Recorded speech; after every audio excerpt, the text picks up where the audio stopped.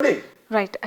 ఏపీలో సినిమా పరిశ్రమకి సంబంధించి డెవలప్‌మెంట్స్ బాగా తీసుకుంటుంది. చాలా పక్షపాతంగా ఈ ప్రభుత్వం నిష్పక్షపాతంగా పనిచేస్తుంది. మీకేది కావాలన్నా అది ఇస్తాము అని చెప్పి సీఎం గారు బాహాటంగా అనౌన్స్ చేశారు.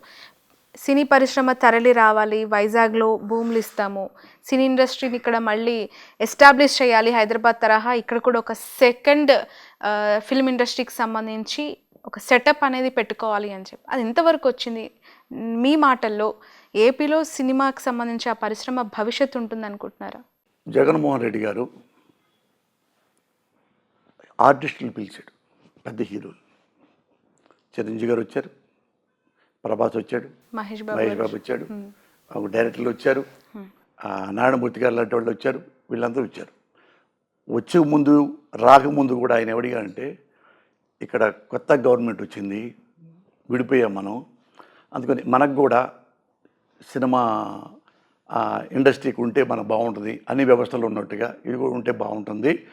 మీరు వైజాగ్ చాలా మంచి ప్లేసు, అక్కడ నేను ముఖ్యమంత్రి కాకముందు కూడా చదువుకునే రోజుల్లో కూడా పెద్ద పెద్ద సినిమాలు తీశాడు. మరో చరిత్ర అలాంటి మన బాలచంద్ర కూడా సినిమా తీశాడు ఇక్కడ వైజాగ్ వచ్చి. వైజాగ్ అన్ని రకాల బాగుంది, ఇక్కడ చాలా ప్లేస్ ఉంది, అన్ని లొకేషన్స్ ఉన్నాయి, మీకు ఫెసిలిటీస్ ఉన్నాయి, నేను ఇస్తా. ఎవరన్నా స్టూడియోలు పెట్టుకుంటానంటే నేను స్టూడియో కట్టుకోవడానికి స్థలం ఇస్తా, 2 ఎకరాల 10 ఎకరాలు 20 ఎకరాల ఇస్తా. ఆడే ఉంటానికి కావాలంటే ఉంటాడు కూడా, మీ టెక్నీషియన్స్ కానీ ఆర్టిస్టులు కానీ అసిస్టెంట్ డైరెక్టర్లు కానీ ఇంకోళ్ళు కానీ వాళ్ళని కూడా నేను ఇళ్ల స్థలాలు ఇస్తా, ఇవన్నీ ఇస్తా. మీకు ఏమేం కావాలో ఇక్కడ సినిమా ఇండస్ట్రీకి అభివృద్ధి కావడానికి అవన్నీ నేను ఇస్తాను, మీరు ఇక్కడ కూడా వచ్చి తోడ్పడండి ఈ ప్రోగ్రెస్కి అని డైరెక్ట్గా చెప్పాడు. వాళ్ళు ఆలోచిస్తామన్నారు. చిరంజీవి గారు కూడా అన్నాడు. చిరంజీవి గారు ఏమన్నాడు, నాకు ఎప్పటికైనా కానీ వైజాగ్లో సెటిల్ అయిపోవాలని నా కోరిక అన్నాడు. అంతవరకు ముఖ్యమంత్రి చెప్పగలడు స్వయంగా. అది అసలు సినిమాటోగ్రఫీ మంత్రి చెప్పి సరిపోయింది. ఆయన ముఖ్యమంత్రి, ఆయనే స్వయంగా ప్రజలందరికీ నేను సర్వీస్ చేసుకున్నాను, ఇది కూడా ఉంటే బాగుంటుంది సినిమా ఇండస్ట్రీ, అక్కడ కూడా చాలామంది ఉద్యోగాలు వస్తాయి కొన్ని వేల మందికి అని కూడా స్వయంగా చెప్పాడు. అది వాళ్ళు నిర్ణయం తీసుకుంటే అప్పుడే నేను అంది వాళ్ళతో పాటు నేను కూడా స్టూడియో పెట్టుకుంటానని. మీకు చెప్పాగా, నేను కూడా స్టూడియో పెట్టుకుంటాను, మా పిల్లలు నేను అని. అంతే తప్ప ఆయన దేనికి జెన్యూన్ అన్నవి ఏవి వదిలిపెట్టండి. ఆయన నేను చూశా, జెన్యూన్ అన్నవి ఏవి వదలడు. ఇన్ కేసు నేను పొరపాటు చేశాను అనుకో, ఎంత నేను ప్రేమించిన కానీ నన్నే చెంపదెబ్బ కొడతాడు, ఎందుకు తప్పు చేశావు. ఏపీలో ఆ మధ్యకాలంలో టికెట్స్కి సంబంధించిన ఇష్యూ బాగా జరిగింది. అప్పుడు సినిమా ఇండస్ట్రీ వ్యక్తిగా ఉన్న పోసాని గారు నోరెత్తలేదు అని చెప్పి చాలామంది విమర్శించిన పరిస్థితి. అంటే ఇప్పుడు ఎట్లుంటుందంటే దీన్ని ఏమంటారంటే నతభ్రష్టులు అంటారు. నతభ్రష్టులు అన్నవాళ్ళని. నతభ్రష్టులు అంటే నీకు సరదాగా చెప్తా, జనం కూడా నవ్వుకుంటారు. ఇప్పుడు సినిమాలకు వెళ్ళాం, ఒకప్పుడు చూడు జ్యోతిలక్ష్మి ఇక్కడ దాకా లంగా కట్టుకొని డ్యాన్స్ చేసేది ఎవరికి, వ్యాంపు ఆమెగా వ్యాంపు సాంగ్ ఉందంటే జ్యోతిలక్ష్మి గారు చేస్తుంటారు. తర్వాత వాళ్ళ జయమాలిని వచ్చింది, అక్కడ ఆమె ఏం చేస్తుందంటే గిర్రం తిరుగుద్ది, డ్యాన్స్ చేస్తా. అప్పుడు ఇక్కడ దాకా ఉన్న లంగా లేదు, ఇట్లా రౌండ్గా వస్తుంది, పెద్దగా వస్తుంది కదా, ఇట్లా రౌండ్గా.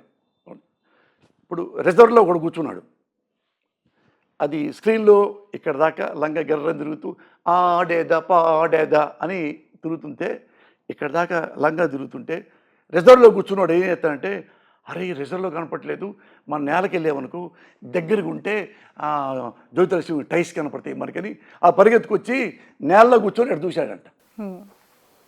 అది స్క్రీను ఎక్కడున్నా అలాగే ఉంటుంది. స్క్రీన్ దగ్గరకు వస్తే ఎట్లా చూస్తే ఏం కనపడతాయి. వీని నతభ్రష్టులు అంటారు. అట్టాని ఈ మాట అన్నవాడు నతభ్రష్టులు అంటే ఏమీ కనపడిపోయినా కనపడింది మురళి అనలేదు.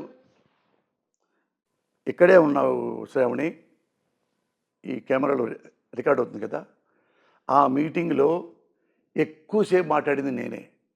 ఓకే. చిరంజీవి గారు 10 నిమిషాలు లోపే మాట్లాడాడు, 2 నిమిషాలు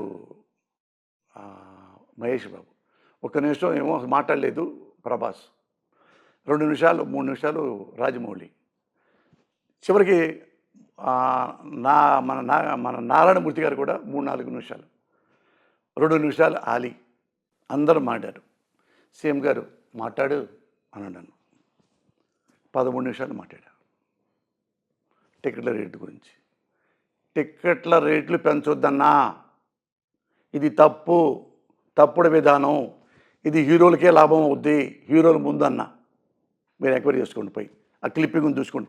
అవన్నీ బయటికి రాలా, బాధపడతారని ఒక్క నిమిషం బయట పెట్టారు, బయటికి. ఇది చిన్న సినిమాలకే ముందు ఇంపార్టెంట్ ఇవ్వాలి, అది ఒకటి క్లిప్పింగ్ పెట్టారు, వచ్చింది టీవీలో. కానీ 13 నిమిషాలు పెట్టలా.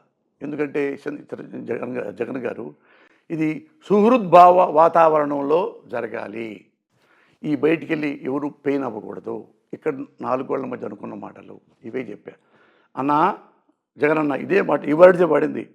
ఒకప్పుడు ఇందిరాగాంధీ ఉన్నప్పుడు పాకిస్తాన్ యుద్ధం జరిగినప్పుడు బంగ్లాదేశ్ కోసం యుద్ధంలో మనకి బాగా డబ్బులు పోయినాయి, ఆర్థిక వ్యవస్థ చిన్నాభిన్నం అయితే అన్ని వ్యవస్థలకి జీతాలు పెంచమంది, అన్ని వ్యవస్థలకి డబ్బులు పెంచుతామంది. అట్లాగే సినిమా ఇండస్ట్రీలో కూడా టికెట్ రేట్లు పెంచండి, కొద్దిగా మనకు హెల్ప్ అవుద్ది అంటే అప్పుడు ఆ రోజుల్లో కొంచెం రేట్లు పెంచారంట. ఆ యుద్ధం వలన ఆర్థిక వ్యవస్థ పోయిందని. మళ్ళీ రేట్లు పెంచడం అనేది ఇప్పుడే ఇంత పెంచడం అనేది ఇప్పుడే నేను వింటున్నానన్నా. అప్పుడంటే రీజన్ ఉంది, యుద్ధం, డబ్బులు లేవు కాబట్టి ఫైనాన్షియల్ క్రైసిస్ దేశానికి. ఇక్కడ ఏం క్రైసిస్ ఉండయని వీళ్ళు రేట్లు పెంచుతున్నారు. సీఎం గారు ముందు అడిగా, పేరు నాన్నగారు ఉన్నారు, చిరంజీవి గారిని అడగండి, మహేష్ బాబుని అడగండి, ప్రభాస్ని అడగండి, పోయి రాజమౌళిని అడగండి, నారాయణమూర్తిని అడగండి, ఆలీని అడగండి, కోటాల శివని అడగండి. ఇవన్నీ అన్నారో లేదో.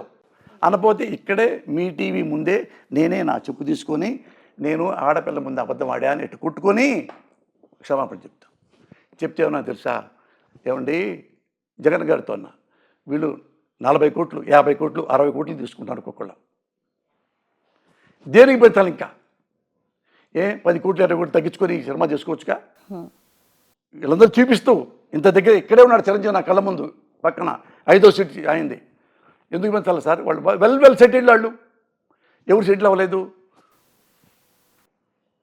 చిన్నవాళ్ళు జూనియర్ ఆర్టిస్టులు వీళ్ళంతా నాశనం అయిపోయారు, చిన్న నిర్మాతలు నాశనం అయిపోయి, వీళ్ళలో ఎవరు నాశనం అయిపోయారు చూడండి.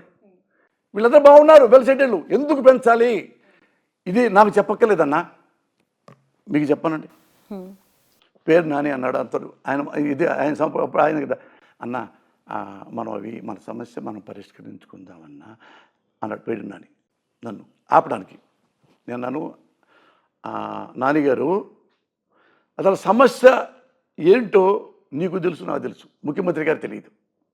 ఎవరు చెప్పారు ముఖ్యమంత్రి గారికి? ఆయన ముందే అన్నాను, ఎవరు చెప్పారు ముఖ్యమంత్రి గారికి? ఎవరు చెప్పలా. ముఖ్యమంత్రి గారికి ఈ సమస్య తెలిస్తే, దాని లోతులు ఏంటో తెలిస్తే అప్పుడు నేను మాట్లాడక్కర్లా. అయినా మాట్లాడదంటావా? మాట్లాడను. అయ్యో మాట్లాడన్నా, అయ్యో ప్లీజ్ మాట్లాడన్నా, ఎలాగున్నాడు.